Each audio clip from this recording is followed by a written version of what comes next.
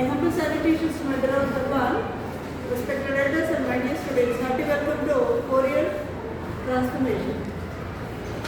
Problem number 6. Find the inverse Fourier transform of f of x of the function f of t equal to e power minus modulus of p times y. We have modulus of p equal to what is that? Minus p if p is smaller than 0. And this value equal to becomes p if p is greater than or equal to 0. From the inverse Fourier transformation definition, we are having small f of x is equal to 1 by square root of 2 pi into integral minus infinity to plus infinity e power minus ipx into fp bar dp. That is equal to 1 by root 2 pi into integral minus infinity to infinity e power minus ipx into e power minus mod p y dt, because this is the function which is given here, okay, that is capital F of p. So 1 by square root of 2 pi into integral, this can be because modulus is there, so I am going to convert that into two sections, minus infinity to 0 and 0 to infinity. Two parts I am going to consider, so minus infinity to 0 plus 0 to infinity. So when you consider minus infinity to 0, what is the value of modulus of p?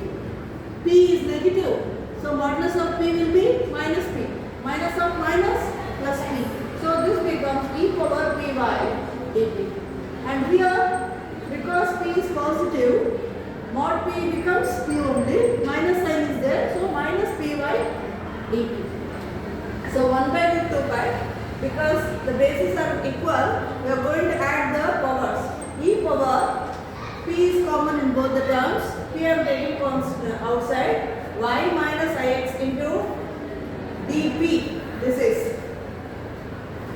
is d plus 0 to infinity e power minus of y we can take common.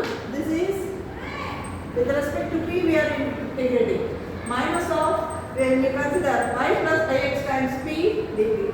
So 1 by root 2 pi into e power, this becomes integral of e power y minus ix times p dp is nothing but e power y minus ix by y minus ix, okay, plus 1 by root 2 pi into, and this is e power minus of y plus ix into p divided by minus of y plus ix.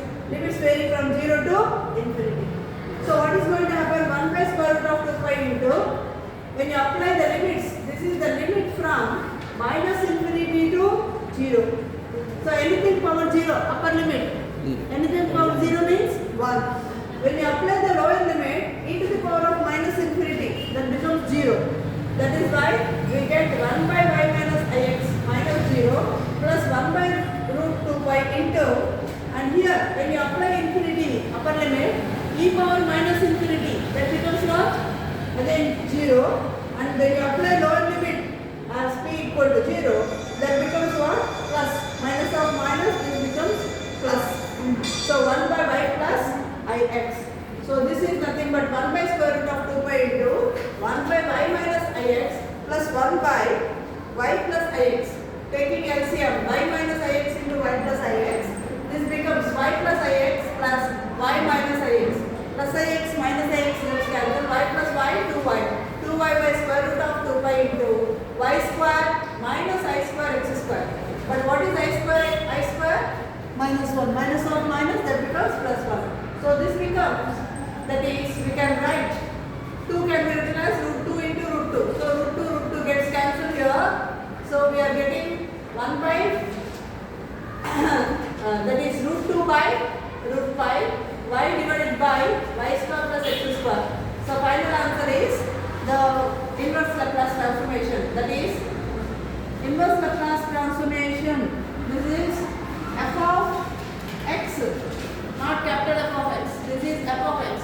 F of x is equal to square root of 2 by pi into y by y square plus x square.